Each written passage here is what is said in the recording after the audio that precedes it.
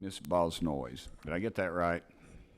Honestly, just noise is fine. Well, I'm going to get it right. If it says right here, I'm going to try to do it because nobody ever gets my dadgum name right. And, you know, it kind of ticks me off sometimes.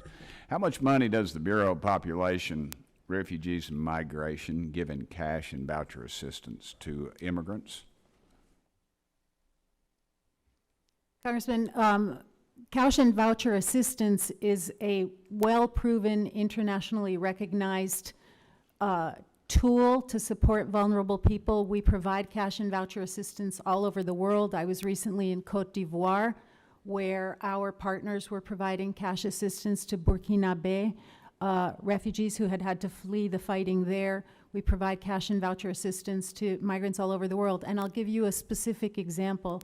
The 135 Nicaraguan political prisoners who left that country 2 weeks ago that Ambassador Hussein was mentioning earlier, we provided them with $180 each because they needed, you know, when they got out of Nicaragua, they had nothing.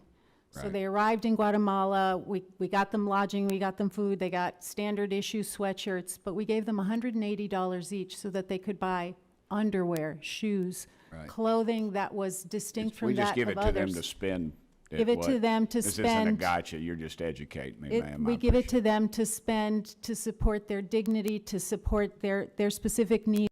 We're processing them for more durable solutions elsewhere, and we're very grateful to the government of Guatemala for its support for these political prisoners, people who have fled unthinkable persecution. Yes, ma'am. And they told us, these political prisoners told us that cash and voucher assistance, $180 each, it's not much money. Right. Well, they told us it was a gift from heaven. Is it, what if it's used on something that isn't approved? Is there any way to track that? Is there?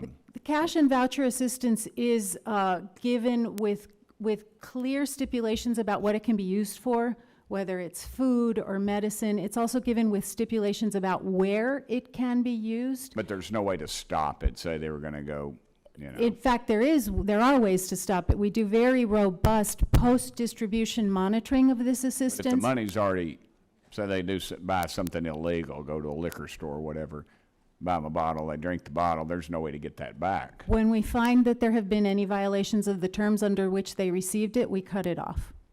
Okay. How do we know that this money, and how do we ensure that it's not going to Mexican cartels? We do very robust post-distribution monitoring. We talk with the people who received the money. We talk with the businesses where they're using the funding, to the landlords that they're paying rent to. We check up on how that funding is being used. And again, if there's ever any indication that this money is flowing to criminal organizations, further victimizing people who are already persecuted, we cut it off and take steps. And if criminal investigations are needed, we cooperate with authorities on how to follow up on those. Right. You use the term robust more than once, but I still worry that if this money is already expended, you can't pull it back. Do you ever worry that they're giving people money, the State Department is paying some of these people to enter our country illegally? Or even worse, that you're paying the cartels to engage in human trafficking? We give them the money so they can stay where they are safely, and until we can help them find other solutions like integration in the countries where they are. 94% of migrants in our hemisphere who have left their country remain in other countries of our hemisphere. They're not coming to the United States. And absolutely, we are always concerned about protecting people from criminal organizations. And that's why all of us sitting at this table, together with our colleagues in the International Narcotics and Law Enforcement Bureau, our colleagues at USAID, we all work very hard together, coordinate regularly to try and prevent those kinds of abuses.